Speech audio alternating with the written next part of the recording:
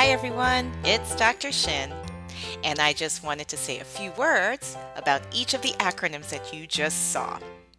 So I'm going to start with this one first, ELL, English Language Learner.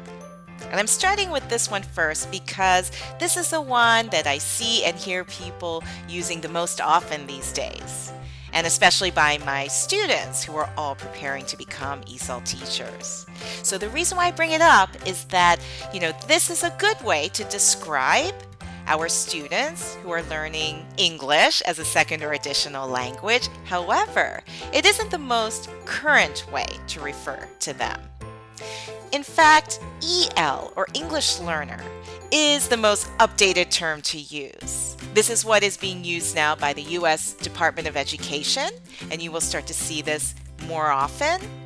And so I wanted to bring this up so when we are talking about or writing about our students who are learning English as a second or additional language, we want to try to use this term now, EL, English Learner.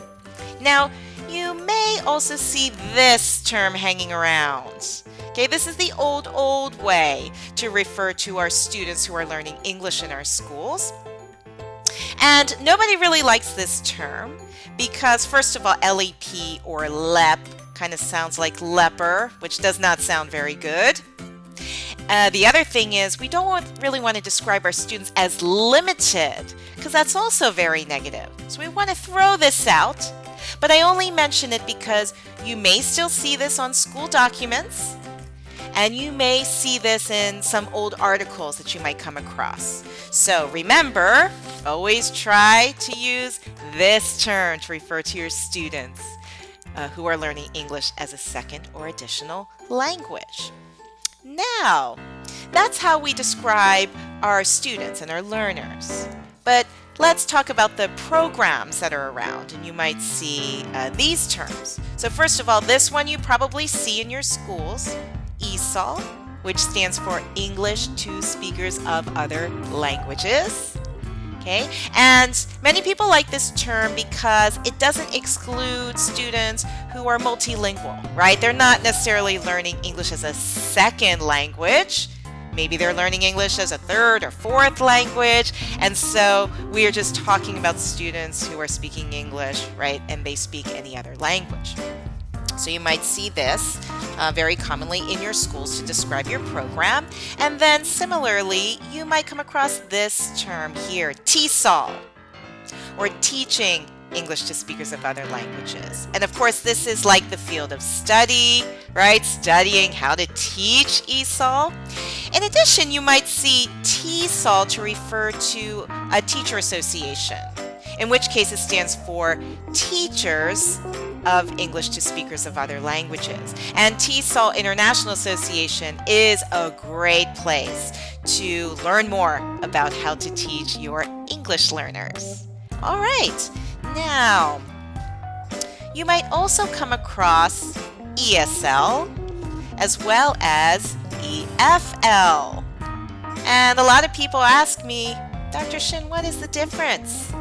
And so it's pretty easy. Like, these are kind of the traditional ways to try to distinguish teaching English as a second language or in a context where English is commonly spoken. Like here in the United States, it's commonly spoken.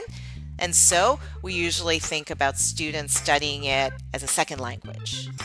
Whereas EFL is when English is being taught in a context where English is not commonly spoken. So for example, in South Korea or Brazil.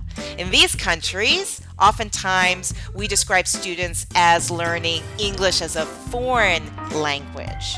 Okay, so when you see these two terms, maybe in articles that you look up, or maybe you can find information about programs, now you know the difference. It depends on where you are learning English. Now, these are the more traditional terms I said. And nowadays, instead of ESL, I already mentioned this. We have many students who are studying English, but it's not their second language. It might be their third or fourth language. We have students who come from countries where people are multilingual. Therefore, you might prefer to describe them as learning English as an additional language, and many people use this term, now, very commonly. So EAL, English as an additional language.